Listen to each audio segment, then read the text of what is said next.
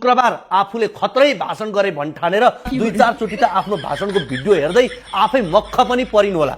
तर 4 पटक SLC fail भएकोलाई शिक्षा मन्त्री बनाएर देश बन्छ त उपमेयरज्यू। भ्रष्टाचारमा मुछिएका आरोपीलाई अर्थमन्त्री बनाएर अर्थतन्त्र बलियो हुन्छ त उपमेयरज्यू। झुट बोल्न लज्जा नमान्ने मान्छेलाई प्रधानमन्त्री बनाएर देश इमानदार बन्छ त उपमेयरज्यू। बलात्कार आरोपीलाई पार्टीमा खुल्ला साँडे झैं छोड्दा देशमा छोरीचेली सुरक्षित हुन्छन् त उपमेयरज्यू। 10 वर्ष लगाएर एउटा पुल नबनाउनेलाई पूर्वाधार मन्त्री बनाएर विकास हुन्छ त उपमेयरज्यू।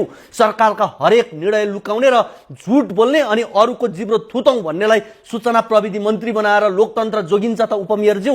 देश बेच्ने सम्झौतामा हस्ताक्षर गर्ने मान्छेलाई राष्ट्रवादी भनेर प्रचार गर्दा ऊ राष्ट्रवादी हुन्छ त उपमेयरज्यू। आफ्नै पार्टी फुटाउनेलाई लोकतन्त्रको संरक्षक बनाएर मुलुक चल्छ त उपमेयरज्यू। मन्त्री हुँदा 5 तलाको घर बनाउनेलाई गरिबी निवारणको जिम्मेवारी दिँदा गरिबी हट्छ त उपमेयरज्यू। 2 कक्षा पनि नपढेका मान्छेले संविधानको व्याख्या गर्दा गणतन्त्रको रक्षा हुन्छ त उपमेयरज्यू। झुट्टा सपना बेच्नेलाई दूरदृष्टि भएको नेता मान्दा देश अगाडि बढ्छ त उपमेयरज्यू।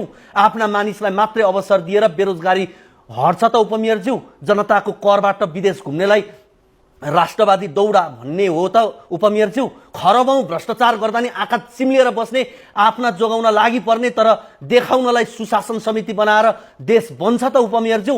1 लाख युवालाई रोजगारी दिन्छु भन्नुपर्ने सरकार सञ्चालक दलले बेरोजगार युवालाई सडकमा ल्याएर रोजगारी मिल्छ त उपमेयरज्यू। स्टर्न गरेर देश चल्दैन भने देश बन्न विदेशबाट ऋण लिएर लुट्नै पर्ने हो त उपमेयरज्यू। विदेशमा भए युवा भेडा चराउने, देशमा भए नेताहरूले भेडा बनाउने भए मात्र देश बन्ने हो त उपमेयरज्यू। आशा गरौं युवा नेत्रीले पक्कै यसको जवाब उपयुक्त मौका हेरेर दिनेछिन्। सुनिता डङ्गोल एमालेमा लागेको कति वर्ष भयो